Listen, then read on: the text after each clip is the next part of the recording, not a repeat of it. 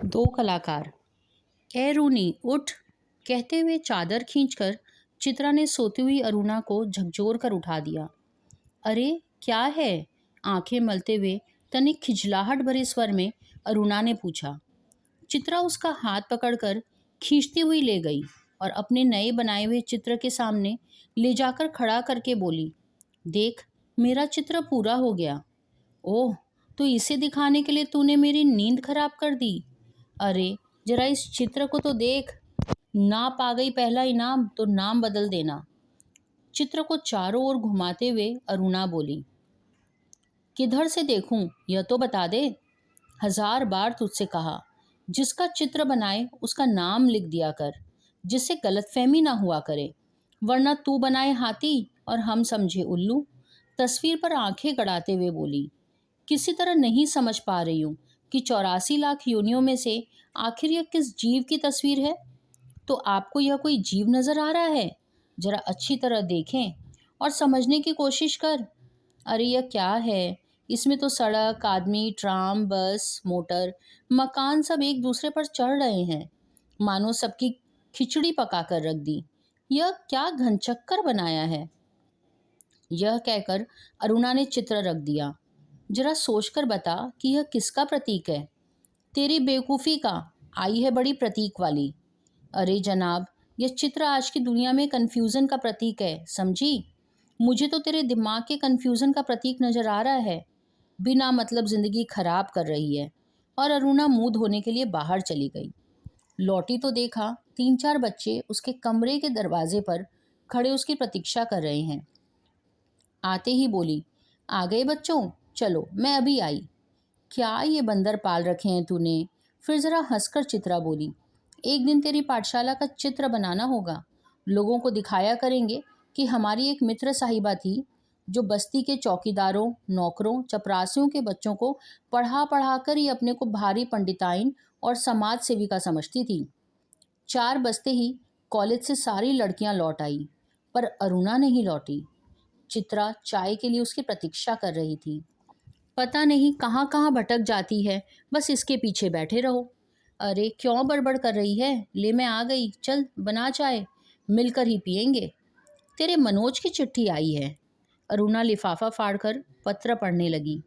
जब उसका पत्र समाप्त हो गया तो चाय पीते पीते चित्रा बोली, आज पिताजी का भी पत्र आया।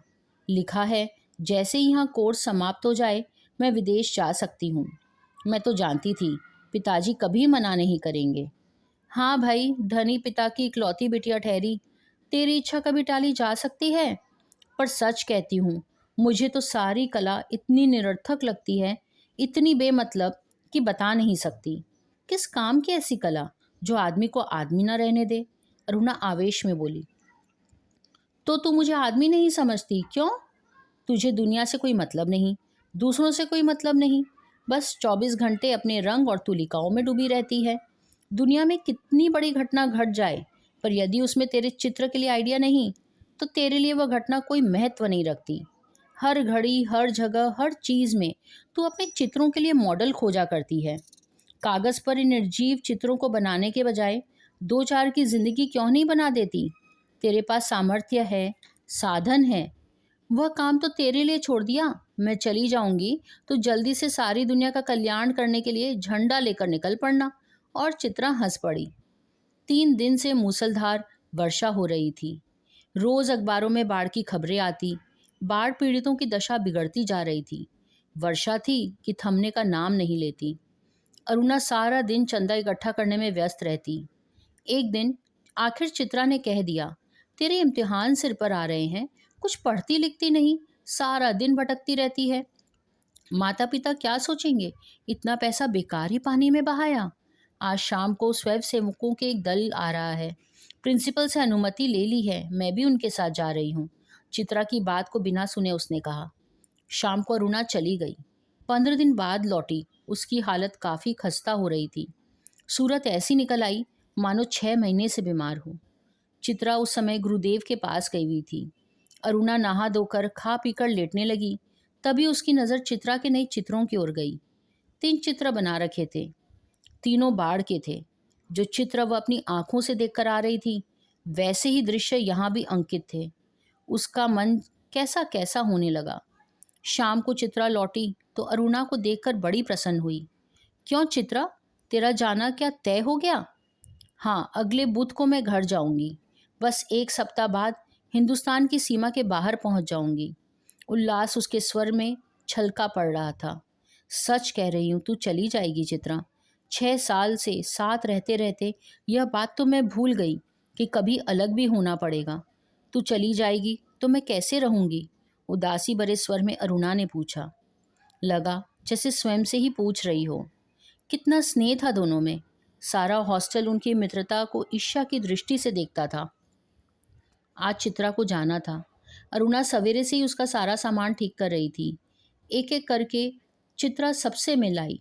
बस गुरुजी से मिलना रह गया, सो उनका आशीर्वाद लेने चल पड़ी। 3 बज गए थे पर वह लौटी नहीं। 5 बजे की गाड़ी से वह जाने वाली थी। अरुणा ने सोचा वह खुद जाकर देख आए कि आखिर बात क्या हो गई। तभी बड़बड़ाती सी चित्रा ने प्रवेश किया। बड़ी देर हो गई ना। अरे मैं क्या करूं, बस कुछ ऐसा हो गया कि रुकना ही पड़ा। आखिर क्या हो गया ऐसा जो रुकना ही पड़ा, सुने तो। 2-3 कंठ एक साथ बोले। गर्ग स्टोर के सामने पेड़ के नीचे अक्सर एक भिखारिन बैठा करती थी।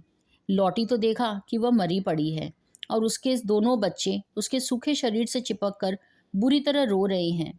जाने क्या था उस सारे दृश्य में कि मैं अपने को रोक नहीं सकी।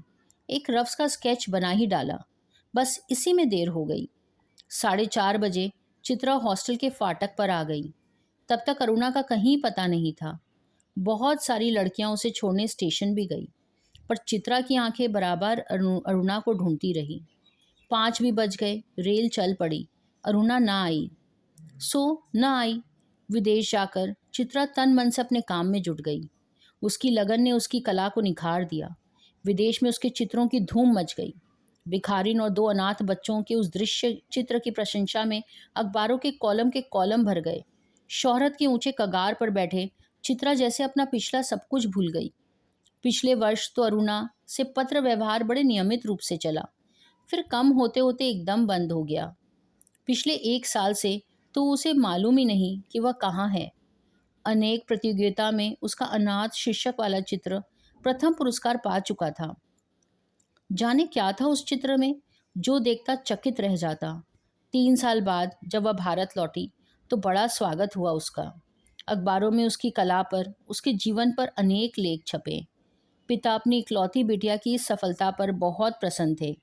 दिल्ली में उसके चित्रों की प्रदर्शनी का विराट आयोजन किया गया। उद्घाटन करने के लिए चित्रा को बुलाया गया। उस भीड़ भाड़ में अचानक उसकी भेंट अरुणा से हो गई। रूनी कहकर चित्रा भीड़ की उपस्थिति को भूलकर अरुणा के गले से लिपट गई। तुझे कब से चित्र देखने का शौक हो गया रूनी? चित्रों को नहीं, चित्रा को देखने आई थी। तू तो एकदम भूल ही गई। अरे ये बच्चे किसके हैं? 2 प्यारे से बच्चे अरुणा से सटे खड़े थे। लड़के की उम्र 10 साल और लड़की की कोई 8। मेरे बच्चे हैं और किसके? ये तुम्हारी चित्रा मौसी है, नमस्ते करो अपनी मौसी को, अरुणा ने आदेश दिया। बच्चों ने बड़े आदर से नमस्ते किया, पर चित्रा अपाक होकर बच्चों को कभी तो कभी अरुणा को देख रही थी। तभी अरुणा ने टोका, कैसी मौसी है, प्यार तो कर। और चित्रा ने दोनों के सिर पर प्यार से हाथ फेरा। अरुणा ने कहा, तुम्हारी ये मौसी बहुत अच्छी तस्वीरें बनाती है। ये सारी तस्वीरें इन्हीं की बनाई हुई है। आप हमें सब तस्वीरें दिखाएं मौसी, बच्चे ने फरमाइश की। चित्रा उन्हें तस्वीरें दिखाने लगी। घूमते घूमते वे उसी भिखारिन वाली तस्वीर के सामने आ गए। चित्रा ने कहा, यही वह तस्वीर है रूनी जिसने मुझे प्रसिद्धि दी। ये बच्चे रो क्यों रहे हैं मौसी? तस्वीर को ध्यान से देखकर बालिका ने पूछा। इनकी माँ मर गई है, देखती नहीं, मरी पड़ी है, इतना भी नहीं समझती? बालक ने मौका पाते ही अपने बड़प्पन और ज्ञान की छाप लगाई। ये सचमुच के बच्चे थे मौसी? बालिका का स्वर करुण से करुणतर होता जा रहा था। और सचमुच के बच्चों को देखकर ही तो बनाई थी यह तस्वीर। मौसी, हमें ऐसी तस्वीर नहीं, अच्छी अच्छी तस्वीर दिखाओ, राजा रानी की, परियों की। उस तस्वीर की ओर और अधिक देखना बच्चों के लिए असहनीय हो उठा। तभी अरुणा के पति आ गए। साधारण बातचीत के पश्चात अरुणा ने दोनों बच्चों को उनके हवाले करते हुए कहा, आप जरा बच्चों को प्रदर्शनी दिखाइए, मैं चित्रा को लेकर घर चलती हूँ। बच्चे इच्छा न रहते हुए भी पिता के साथ विदा हुए। चित्रा को बच्चे बड़े ही प्यारे लगे। वह उन्हें देखती रही। जैसे ही वे आंखों से ओझल हुए, उसने पूछा, सच सच बता रूनी, ये प्यारे प्यारे बच्चे किसके हैं? कहा तो मेरे, अरुणा ने हंसते हुए कहा। अरे बता ना, मुझे ही बेवकूफ बनाने चली है।